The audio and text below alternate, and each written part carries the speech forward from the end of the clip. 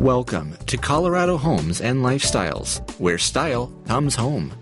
This recording is brought to you by Aftersight, and it is intended to be used solely by individuals who are blind or have low vision.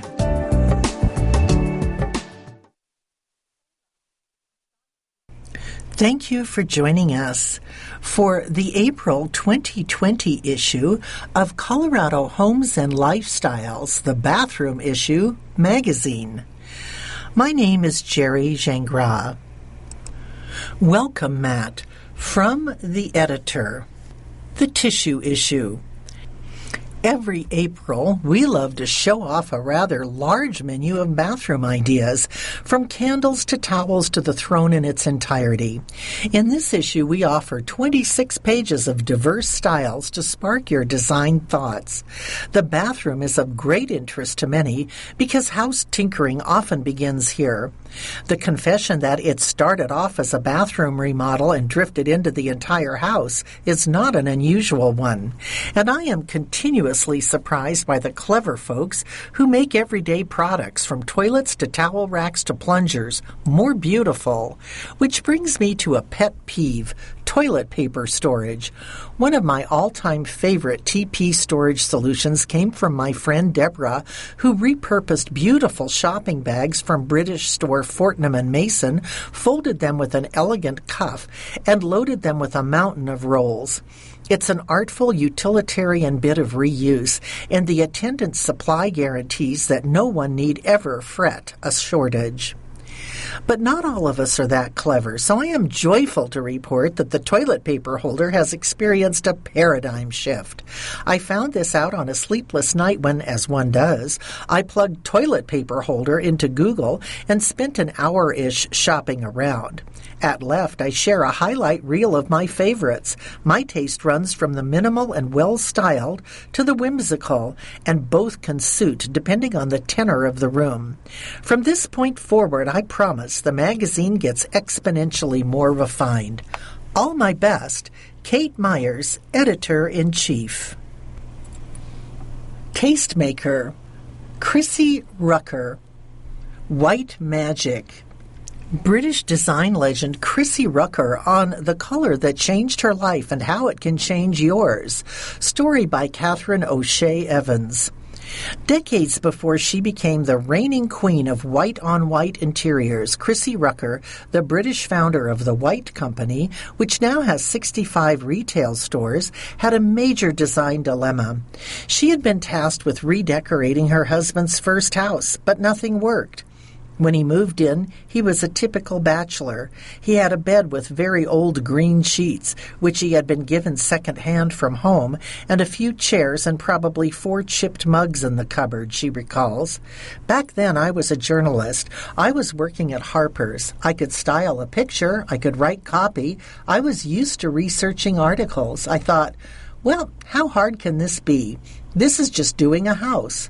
Spoiler alert, it wasn't easy. I went shopping and I had the biggest confidence crisis, having never done a house before. Back then it was a lot of pattern and a lot of color. None of it felt right. I was completely overwhelmed with choice. So my first shopping trip was an absolute disaster. I came home and thought, you know what? I'm just going to keep it really simple, and I'm going to go for white china, white towels, white bed linens. Now that look has led to her empire. Rucker not only founded the White Company in 1994, but she also recently released a book in honor of the brand's 25th anniversary, For the Love of White, Harper Design 2019. I love the perfect simplicity of white, but also the versatility. It's classic, yet it's modern, and in a funny way, just like a black dress. It's wonderfully timeless. Here, 13 insights into why and how she wields the iconic hue. Why white? Whoever we are, whatever our style is, white always works in some way. It creates a perfect canvas to build on. It always has this spotlight quality, which in our hectic world today is a really lovely thing to come home to. It's warm, it's welcoming, and it's peaceful. Today, it's also incredibly relevant if you invest in white pieces. You cannot go wrong with it. So if you're buying white china, white towels, and white bed linens, they don't date. How about exteriors? I love white flowers. We live in a big red house. We're not really an outdoor company, but if we were eating outdoors, I'd always use white china and white linen. Do you remember the first white thing in your life that you were crazy about? When I was about 6, my grandmother very sneakily delivered one of her white Jack Russells without us knowing, so I always had a little white puppy that used to sleep on my bed. How did your childhood influence your design ideas? I grew up in the country, and I spent a lot of time riding competitively because my mom was very passionate about horses. Occasionally, when she gave a dinner party, she would transform from letting things go at home to suddenly ironing the little napkins and spending lots of time doing the table. She'd make it really beautiful, so we had this life of extremes, really. Other influences? I went to fashion college when I was 16 and studied couture design. I learned that detail can make or break an item. When I left there, I had the most amazing 5 years working in magazines at some of the most loved titles here, including Brides, GQ, and Vogue, and then I ended up at Harper's & Quinn, which is Harper's Bazaar now. I learned how to plan and organize a shoot, how to write copy, and I always loved being in the art department, watching how the pages were laid out. When I learned to style, I loved a simple look. I liked actually taking things out to make things simpler and more beautiful. Less is often more, and actually it's easier to achieve. What's your favorite white object or thing in your home, and what do you love about it? I don't think I could pin it on one object. For me, white is creating a mood and peacefulness. If you think of white spaces, there's a spa-like feel of an inviting bathroom with soft towels and flickering candlelight, or a kitchen full of sunlight with cupboards and neat stacks of china or crisp white linen, or a wonderful bedroom offering a real retreat and perfect comfort. Today, as a working mom with 4 children, I know that I need 8 hours of sleep to stay healthy and be in good shape to work and be a mom and a wife. We've all become much more conscious of the importance of sleeping to take care of our health. Comfort is absolutely core to that. Bedrooms are about creating that beautiful, calm space where you start to unwind the moment you walk in. Which woods or metallics pair best with whites and why? At home, we've got lots of oak floor, natural wooden tables and accessories, lovely rustic stones, and I love to use a sisal on the floors as well. When it comes to lighting, I think glass lamps are beautiful, a little glass and silver. It's just a question of mixing the elements. Describe your style. What are people surprised to learn about it? When you look at the book, a lot of people are surprised because they have this preconception that white is cold. Actually, white, when done in the right way, is incredibly warm and comfortable. My own personal style is very simple and pared down. I am a true lots of white and black girl. I really don't ever use pattern or color. I think a lot of people can be concerned that white will be sterile, but it's not at all. Do you have a favorite white paint color for walls? The 2 paint colors I use the most are Papers and Paints Slate 1, which is a very pale, warm gray, but from a distance it really is white. And then the other one is Farrow and Ball's All White, which is a lovely warm white. I always choose a matte finish because it's just warmer. I think the matte makes it feel softer. The minute it becomes shiny, it becomes hard. I love the perfect simplicity of white, but also the versatility. Do you have any design rules? Before you tackle a house, it's crucial to do your furniture layout to make sure you get all of the lights in the right places. Adjustable lighting is a must. You don't want it to be too bright because then it can feel sterile. Also, plan plenty of storage because reducing clutter is essential. It creates a wonderful sense of calm and order. I also love the occasional use of a darker shaded piece of wood furniture, and then, of course, layering rooms with throws and blankets to bring texture and contrast. It needs to feel sensory, which can come from natural materials, scented candles, or scent diffusers. If you walk into a room and it smells lovely, that's all part of creating that wonderfully welcome experience. How do you make white livable for people with children and or pets? Well, Well, we live in the country, and we've got 4 children, 4 dogs, and lots of horses, and I have a very outdoor life. For our sofas, I try very hard to make sure we've got removable covers. Basically, everything goes in the washing machine. We've got 4 very naughty dogs who would much rather sleep on our bed than anywhere. What's the best design advice you've ever been given? I love to paint the whole house just one color. It creates this beautiful, very calm canvas. And then the beautiful thing is that it's there for you to layer on top. So you can then literally change the design throughout the seasons or change it as your taste evolves with accessories, pieces of furniture, and art. I love the harmony it creates. Anything else you'd like to add on the topic? Home is the place where we create some of our most precious memories through time with friends and time with family, but also it's a place to retreat to. Our working lives are so connected, lots of time spent on screens, lots of time typing, lots of times working. Therefore, making your home a true retreat is vital for your whole well-being. Portrait of the Artist, Heather Patterson. Abstract landscapes. On Heather Patterson's canvases, nature and man-made life intertwine. Story by Andra Zeppelin. As a kid, I dressed up as an artist for Halloween. Heather Patterson says to cement her certitude about wanting to be a professional artist ever since she was little. Much like her artwork, she was methodical about how she pursued this goal, layering her time in front of the canvas with targeted formal education that led her not only to learn but to become an art teacher too. The greens and blues that surrounded her as a child, the shapes and delineations of natural landscapes and cities and skies above us, all find a place now in her art. Patterson takes forms and patterns from the natural and built environments and blends them.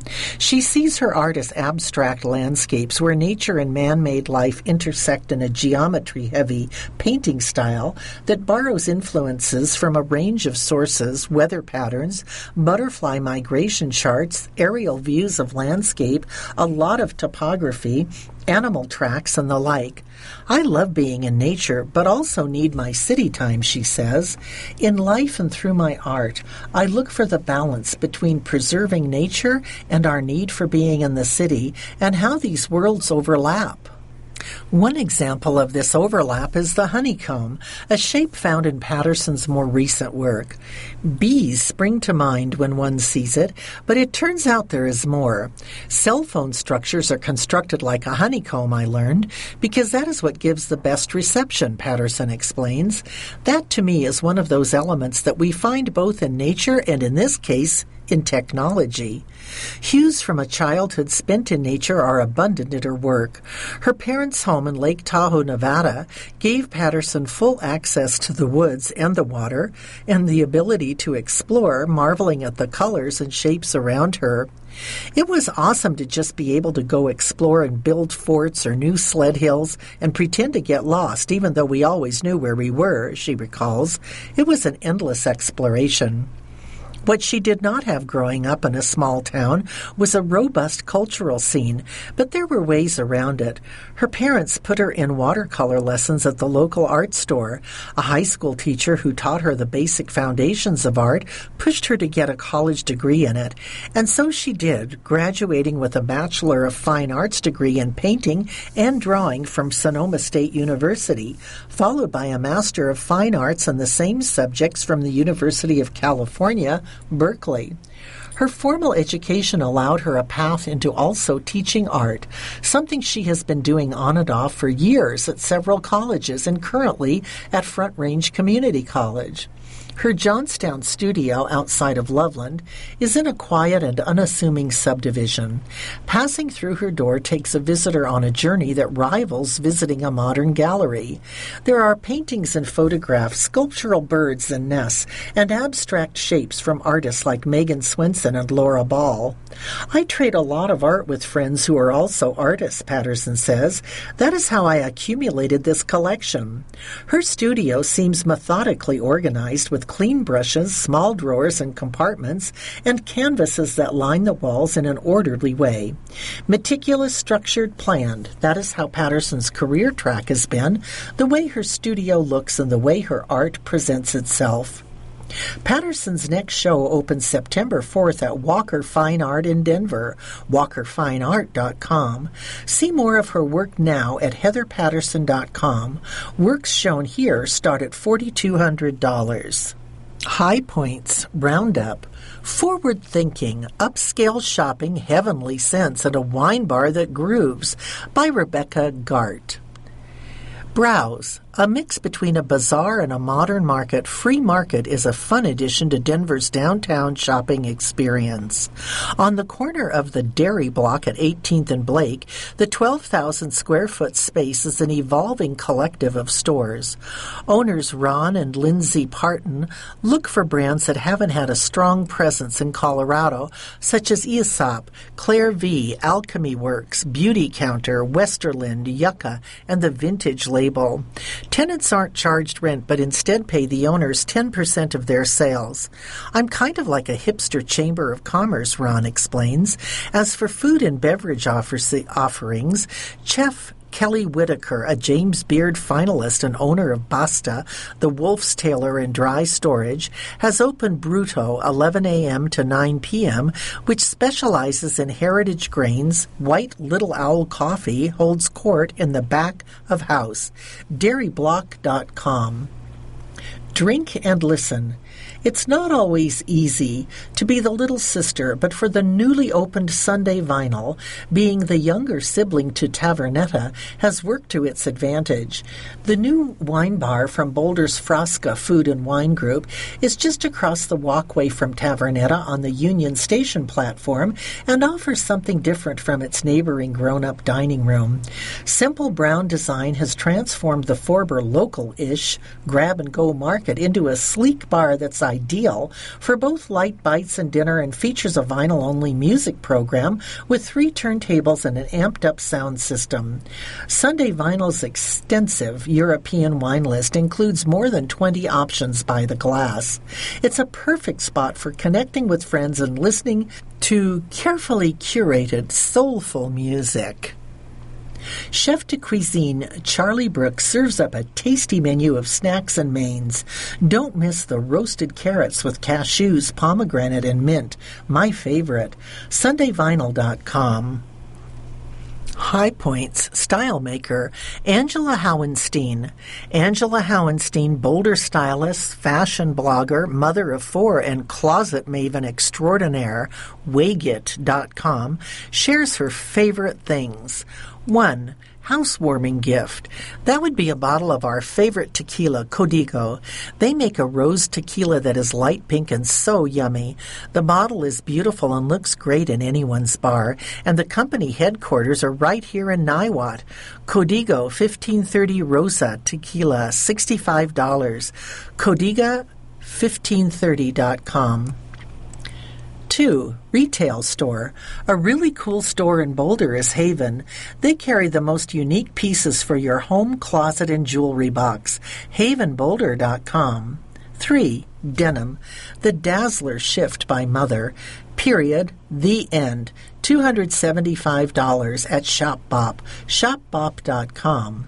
4. Restaurant. Our favorite place for food, drinks, music, and atmosphere. It would have to be Hillstone in Cherry Creek. My whole family would say it's our fave. HillstoneRestaurant.com. 5. Travel bag. I always carry my MZ Wallace tote. The zipper across the top makes it perfect for travel. Max tote in dark blue. Camo. $265. MZWallace.com. 6. Home accessory. Our family's favorite home accessory is our beautiful white lacquer backgammon board by Miko. It looks gorgeous on our cocktail table, whether opened or closed. Our matches can get pretty intense. $249 at Zazu Kids, zazukids.com. 7. Bag. I recently switched up my bag routine by adding a cute striped canvas strap from Claire V. I've also been carrying the Kurt Geiger Kensington Quilted Snake Skin Crossbody bag. The colors are beautiful. The crystal-encrusted eagle head is just so dang cool, and the price is so right. $265 at Dillard's. Dillards.com. 8. Furniture. When we moved here from California 8 years ago, all of our furniture was beachy, with lots of white and florals. That didn't really work on our new mountain-style house, so we bought 2 beautiful Mitchell Gold and Bob Williams sofas and 2 ECOT-upholstered swivel chairs from H.W. Home. Our vintage patina cocktail table and Newton bar stools, also from H.W. Home, fill the space perfectly. mgbwhome.com. hwhome.com. 9. Colorado artist. I have only one favorite Colorado artist, and that is our great pal, Will Day. We own one of his paintings, and we adore it. It's the most vibrant blue that looks just like a California ocean wave. WillDayArt.com. 10. Bedding. My mother-in-law, the queen of beautiful sheets, just gave us a set of Matouk Portofino sheets in the color jade. They are 50% Egyptian cotton and 50% polyester, so they are super soft and wash really well. I'm obsessed. $99 to $135. Matouk.com. 11. Workout clothing. I'm all about function here, so the Tech Sweat 7/8 Loom leggings, $95 by Outdoor Voices, a Boulder-based company, are a must. I have them in hot pink. I also love the Hudson Skort, $55. It works for running and golf, and it's super flattering. OutdoorVoices.com. Inspired Spaces, Denver Victorian, all in the details. One woman's quest to restore a Washington Park Victorian to its original glory. Story and styling by Natalie Warady. Photography by David Patterson. Detail 1. Commitment. Nerves of steel. A heart of gold. Unwavering commitment. These are just a few of the qualities it takes to restore an old home to its original splendor. Fortunately, Washington Park homeowner Amy Bauer has what it takes in spades. Detail 2. Courage. Bauer purchased the Queen Anne after graduating from law school in 2001. She initially worked on renovations herself, installing a new spiral staircase and adding a clawfoot tub to the second-story bathroom. But those updates were followed by disappointments. There was a little bathroom off of the bedroom, and I had painted it what I thought was a good color, but it was just hideous, Bauer says. When the shower and bath stopped working and the tiles started falling off, Bauer decided it was time for help. Detail 3. Cohorts. In a stroke of fortune, she called in Anna Elise Smith of Annabode, who had recently set up shop in Denver. Bauer and Smith shared a love for the same vintage shops, tops among them Meek in Denver, and by happy coincidence, a love for old homes. Bauer was fiercely devoted to restoring her home to its original character, and it turns out that Smith worked on historic house museums in Washington, D.C., while completing her master's degree in History of Decorative Arts at the Smithsonian. Initially, their collaboration was limited to the bathroom and decor ideas, but Bauer later expanded the project to restoring and renovating the entire home. I wanted to make the house more functional, but I didn't want to sacrifice any of the character it had because of its age, she said.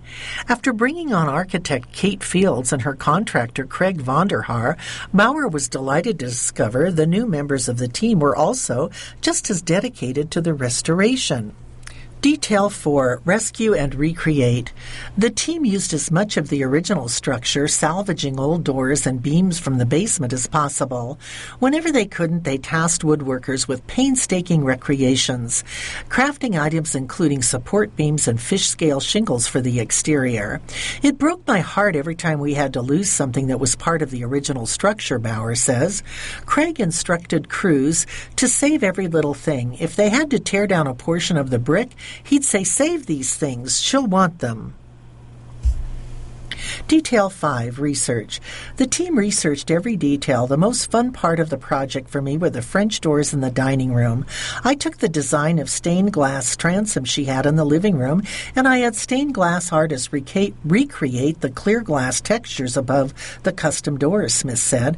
Then I designed the pattern on the windows to coordinate with the original back door that we ended up taking off the house. This article cannot be finished due to time constraints.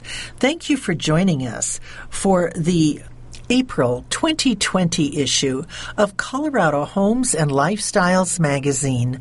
My name is Jerry Gingras. You've been listening to Colorado Homes and Lifestyles, where style comes home.